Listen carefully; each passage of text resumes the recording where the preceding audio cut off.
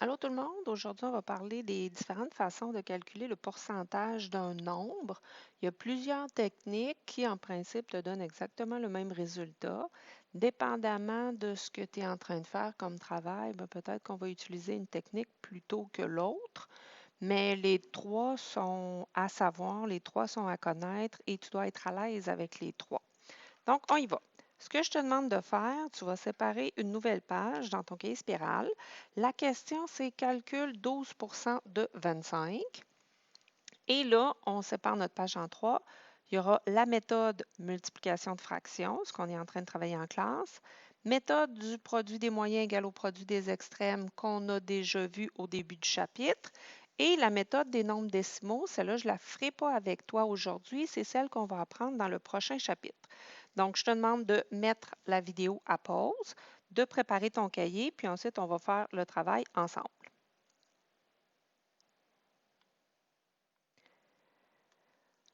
Maintenant, multiplication de fractions. Comment on procéderait si on avait à faire ce calcul-là, mais en gardant en tête qu'on travaille avec des fractions?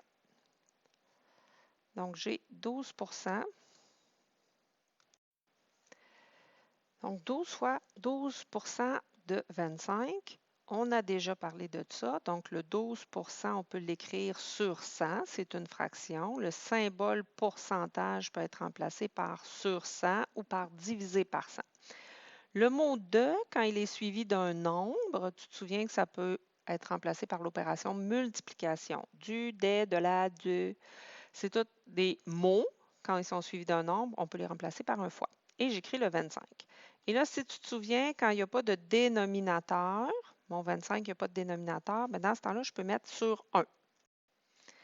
Et là, tu peux mettre la vidéo à pause et prendre 2 minutes pour faire le calcul par toi-même jusqu'au bout parce que ça, en principe, tu es censé être capable. Donc, 12 fois 25, ça me donne 300. 100 fois 1, ça me donne 100. On multiplie les numérateurs ensemble, les dénominateurs ensemble. Et forcément, dernière étape, il faut simplifier notre fraction. Donc, 300 sur 100, je pourrais faire diviser par 100, diviser par 100, ce qui me donnerait 3 tout court. Donc, si j'ai à calculer 12 de 25, ça me donne 3. Qu'est-ce que ça voudrait dire 12 de 25? Bien, par exemple, on fait un sondage dans la classe. Combien d'élèves préfèrent le gâteau au chocolat? Bien, il y a 12 de mes 25 élèves qui aiment le gâteau au chocolat. Ça ne veut pas dire qu'il y en a 12 élèves dans la classe. Ça veut dire que s'il y avait 100 jeunes dans ma classe, il y aurait 12 de ces élèves-là qui aimeraient le gâteau au chocolat. Donc là, je dois ramener ça sur 25.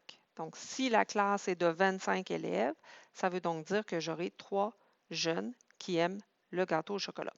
Si on l'estime, 12 c'est à peu près 10 10 là, je fais référence à ta table d'équivalence. 10 c'est 1 dixième.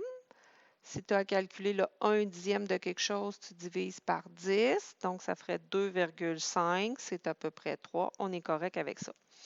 Donc, ça, c'est la méthode fraction. Là, j'ai fait un petit peu de calcul mental aussi avec toi. La méthode du produit des moyens égale au produit des extrêmes. Le produit des moyens égale au produit des extrêmes, tu te souviens, ça s'applique seulement si j'ai un égal entre deux fractions. Donc là, je vais faire référence à mon exemple de gâteau au chocolat de tantôt. Là. 12 ben, je l'ai changé en fraction, ça va bien. Et là, je veux savoir, ça correspond, ça équivaut, ça vaudrait combien d'élèves si j'ai 25 jeunes dans ma classe? Tu comprends que je ne formule pas tout à fait la question de la même façon. Hein? Là, ma tête, elle est en produit des moyens égal au produit des extrêmes. Je vais avoir deux fractions qui sont équivalentes. La première, son total est de 100. Le nombre d'en bas, c'est ton tout, hein? C'est le nombre de pointes dans une tarte complète. Donc, si j'ai 100 jeunes dans ma classe, il y en aura 12 qui aiment le gâteau au chocolat.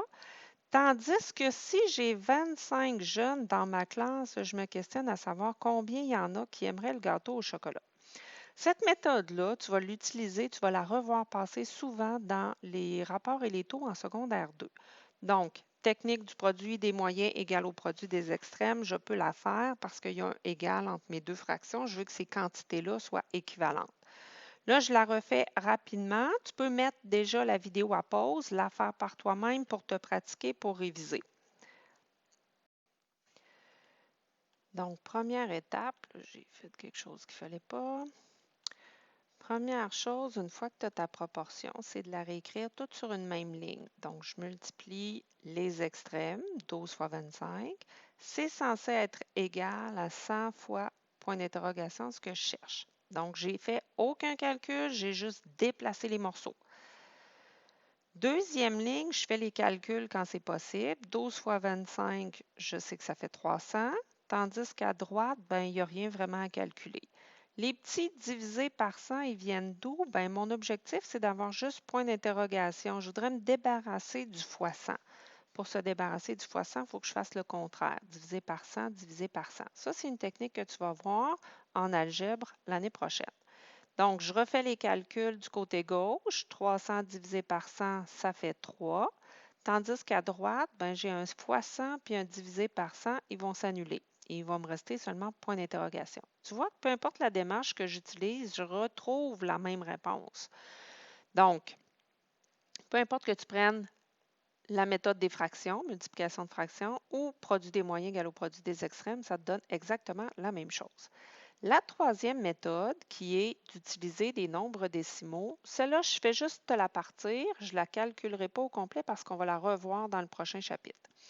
Donc, ça ressemble beaucoup aux fractions, sauf qu'au lieu de mettre ton 12 en fractions, on va le mettre en nombre décimal. Pour mettre un pourcentage en nombre décimal, il faut le diviser par 100. Donc, 12 divisé par 100, ça fait 0,12. Le 2, c'est une multiplication, fois 25. Donc, pour calculer 12 de 25, quand on sera dans les nombres décimaux, j'aurai simplement à faire ce calcul-là. Et tu auras deviné, ça va faire 3, ça aussi.